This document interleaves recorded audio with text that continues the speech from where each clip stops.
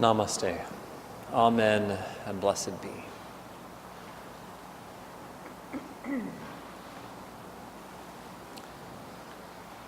So remember, our theme for worship in this month is humility. I know it's not a fun or sexy topic, but it's important. I think one of the reasons that we shy away from lifting up the virtue of humility is that it gets mixed up with humiliation. They're related, but very different emotional experiences. Humility, like I talked about a couple of weeks ago, is the voluntary act of letting go of your own pride or your ego for the sake of something bigger, something more important. It's stepping out of the spotlight so that something else can be the focus. Humiliation, on the other hand, is the experience of having negative public attention directed at you. It's a moment of being publicly ridiculed, embarrassed, or demeaned. Humiliation is terrifying stuff. Probably because we know that we need community. The possibility of being shunned or rejected by our community, even for a moment, sends a shiver of fear through most of us. It's no wonder public speaking is one of the most common fears that people hold. Through planning worship services here, I've seen this fear in action a lot. Some of the smartest, friendliest folks, the ones that you really want to hear from, are really, really uncomfortable speaking in public. Standing up in front of a crowd, even one as friendly as this, is terrifying to some people. I think part of that fear of being in front is that it risks embarrassment or humiliation. This morning, I want to suggest that it's a good idea for us to get a little more comfortable with the possibility of humiliation.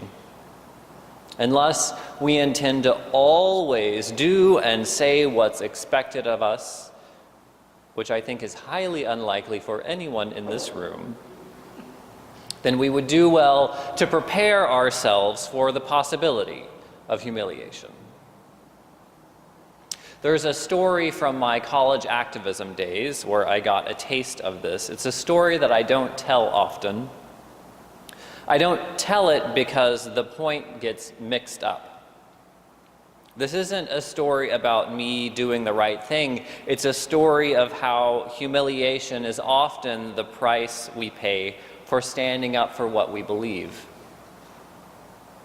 In college, my friends and I spent a good amount of time going to bars. I'm willing to admit that now. More specifically, we went to a few gay bars in Oklahoma City nearly every weekend. One night, as we were on our way in, we noticed a small group of people in the parking lot who seemed upset. And they were all Asian people. We asked what was wrong, and they explained that at the door for admission, this bar was requiring 2 forms of identification for Asian customers. Now, as a naive young white person, I thought, surely there must be a misunderstanding. So I approached the entrance with a few Asian customers. While they eagerly took my money and were ushering me through the doors, I noticed that they did indeed ask for a second form of ID from the Asian customers next to me in line. I know, you're appalled. I felt the same. I see all these faces, and that's exactly how I felt. So I asked if this was the policy and why they needed multiple forms of identification from these folks when my driver's license seemed to be just fine. They hemmed and hawed about it and finally said, it's because Asian people look young and they wanted to make sure that they didn't let anyone underage into the club. It took about 5 seconds, but I quickly realized that I couldn't patronize a business that had different policies for different races of customers. I left and had a short discussion with a small group of people who were still outside, and we gathered a little bit more information about what seemed to be going on. They explained that the club owners were trying to keep out all Asian customers because for some reason, this gay dance club had become a very popular hangout for young, straight Asian people. The owners were trying to keep the club catering to their clientele by discriminating against Asian people, straight and gay alike. It was complicated, and it was wrong. In the following days, I called the club a few times to figure out what was going on and to discuss my problem. That didn't go anywhere. Eventually, I wrote an open letter directed to the owner of the club. That letter was published in the local paper, the local gay newspaper, and online in a few different places. In it, I explained my experience and asked the owner to explain the policy. I said that I wouldn't be patronizing the club anymore until there was an explanation and an apology. And I encouraged others to join me in what was a very, very small-scale boycott. I knew that standing up to my own community about racism would be complicated, but I was not prepared for the hateful backlash. There was a tidal wave of online comments and emails condemning me for not fully supporting my community.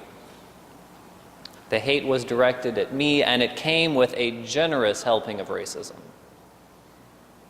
For a few weeks, we went to that parking lot outside and discouraged people from going in. And over time, I got to know the LGBT Asian community there in town really well. Over time, the bar unceremoniously stopped its racist admission policy, and life returned to normal in Oklahoma City. The world was not changed that year, but I learned a lot. First, I learned about the powerful backlash that occurs when racism is pointed out in any community.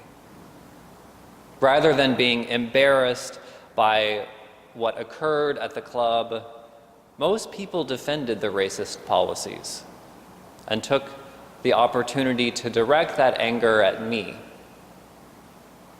My assumption that they would want to do better was quickly corrected. The second thing I learned that year was about humiliation from your own community. By that time in my life, I was already very out. I knew that plenty of folks in Oklahoma didn't agree with me, and that was fine. I had grown comfortable with that. But being ridiculed by my own community was a whole new experience. Being ridiculed by your own community is much scarier business. Doing unpopular things and saying unpopular things is scary. But hopefully we all know by now that there's more important things in life than being cool. It's a long, hard lesson. In late childhood and early adolescence, we begin to struggle with testing some social boundaries. We become aware that two sometimes competing motivations exist. One to do what is considered socially acceptable, and the other to follow what's in our heart or our mind or our culture. In adulthood, we sometimes talk about peer pressure as a struggle for adolescents to deal with. But peer pressure doesn't stop when we graduate from school or when we graduate from middle age. At this point, I'm guessing that peer pressure follows us all the way into assisted living communities.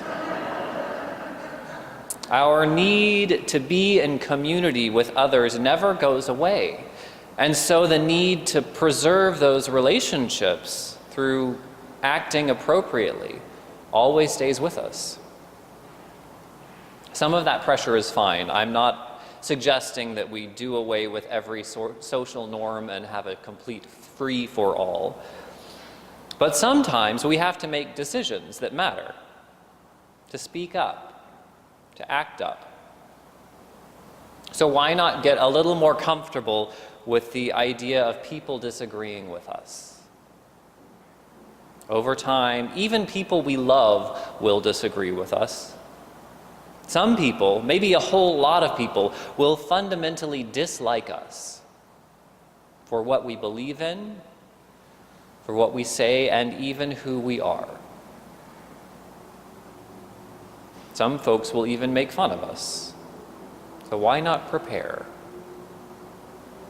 In a way, that's part of what tapestry and religious life is all about.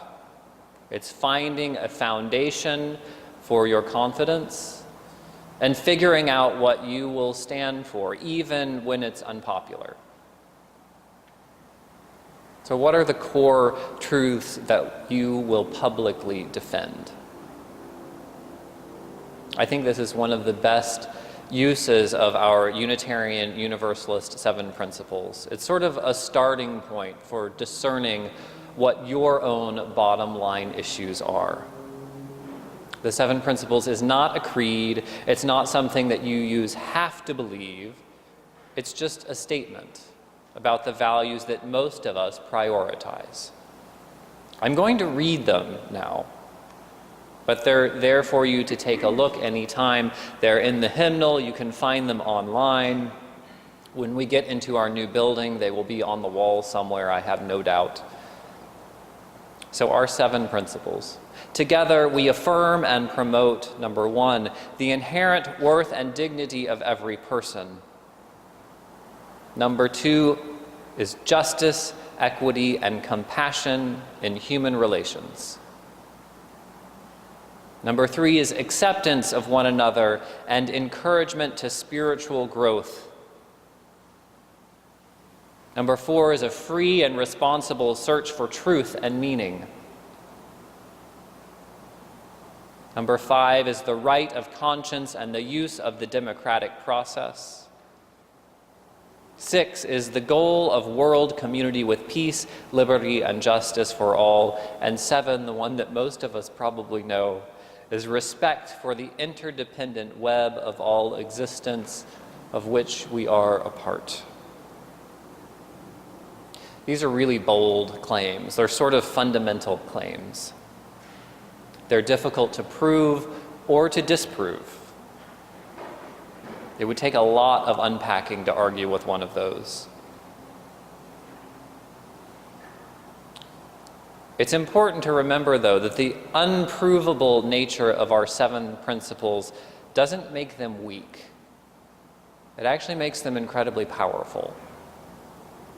Our 7 principles empower us to bring our values into the conversation without having to know every statistical detail. Sometimes, for me, I feel like it's difficult to jump into conversations about politics or public policy because I don't have the latest statistics or the perfect analysis. Honestly, sometimes I'm glad that I'm a religious leader rather than an elected official, because my job isn't to provide an analysis of public policy. My job is to lift up the moral and ethical concerns of our world. My job is to point out what appears to be fair and true and just. As Unitarian Universalists, I might say that that's your job too. We don't have to shy away from debates because we don't have a complete analysis of the numbers. We can speak from our beliefs. It doesn't have to be complicated or detailed. We can speak from our beliefs. It goes something like this. My faith tells me that every person has inherent worth and dignity. I believe that every soul is sacred and worthy, and that policy, that action, that language of yours is a violation of someone's dignity. That's a problem. Or maybe it sounds something like this. My faith tells me that we are part of an interdependent web. I believe that there's a unity that makes us one. So when you harm that person, or when you harm that environment, you're also harming me and the people that I love. And that's not acceptable. Our faith tradition doesn't revolve around speculation about God or what happens after death. It concerns itself, we concern ourselves with this world and this life and these people in our midst, this beautiful, fragile planet. It's not a faith to read about or to be confessed in pews. It's a faith to be lived out in the world. So take it for yourself. Live it, speak it to the world. I dare you to risk letting them know what you believe. I'm not promising that anyone will like it. You might even be publicly embarrassed for speaking what you believe. But silencing yourself is a pretty awful alternative. And it doesn't add up to a very happy ending for anyone. I want to close today by repeating our reading from earlier. It's a short reading and seems a little innocuous at first. But it's a tremendous challenge. Not to do one great thing or have one great moment. As W.E.B. Du Bois tells us, he says, the prayer of our souls is a petition for persistence, not for the one good deed or single thought, but deed on deed and thought on thought until day calling unto day shall make a life worth living. So may it be, and amen.